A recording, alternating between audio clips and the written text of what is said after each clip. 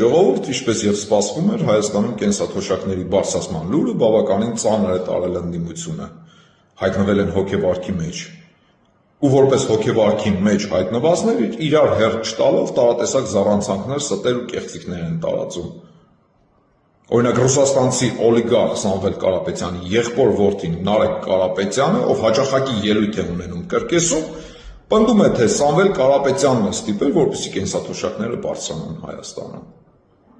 Սամվել Կարապետյանն է բարձրացրել կենսաթոշակները Հայաստանում։ Այդ դեպքում հարց է առաջանում. եթե Սամվել Կարապետյանն է բարձրացրել կենսաթոշակները Հայաստանում,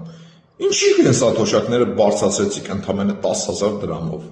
ինչի չբարձրացրեցիք 50,000 դրամով, 100,000 դրամով, 200,000 դրամով։ Խոսքը նույն Սամվել Կարապետյանի մասին է, ում եղբոր իշխանության օրոք Հայաստանում նվազագույն կենսաթոշակը ընդամենը 16,000 դրամ էր։ Իսկ այսօր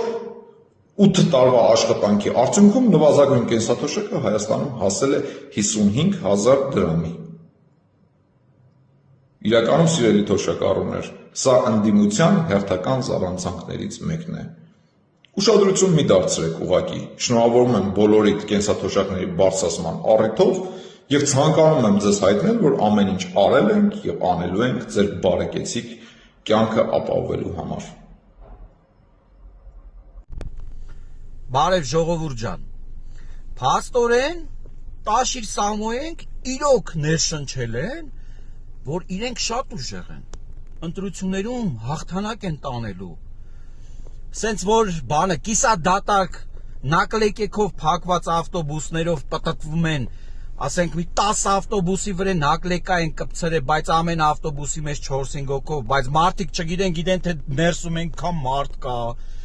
կամ իրանց միլիարդները դնելով տենց վարձակալած տարածքներ են վերցնում, նակլեկեք են կպցնում, թե իբրև իրանք ուժեղ են, շատ մարդ կա, մարդը այնքան շատ է, որ այդ տարածքները նույնիսկ տեղ չի անում, պետքա նորից վերցնեն,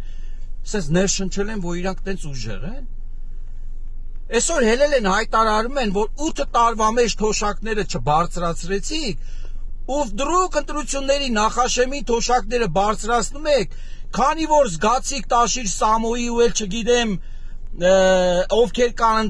իրենց բանը, ուժը, վախեցաք ու թոշակները բարձրացրեցիք, որ ընտրություններում չպարտվեք, ու մի հատ էլ դավորակում են որպես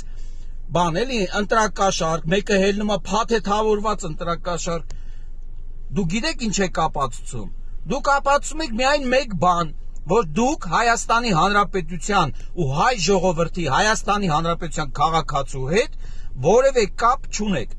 Դուք ապացուցում եք ձեր կապի բացակայությունը Հայաստանի եւ հայ ժողովրդի հետ, որովհետեւ այս 8 տարվա ընթացքում, երբ որ թողել եք 16,000 մինիմալ բանը, ինչա, թոշակը, իշխանությունը 8 տարվա մեջ 20,000 դրամով բարձրացրել է ու սարքել է 36,000 դրամ, էլ չեմ ասում հետվճարը։ Ու հիմա նորից 10,000,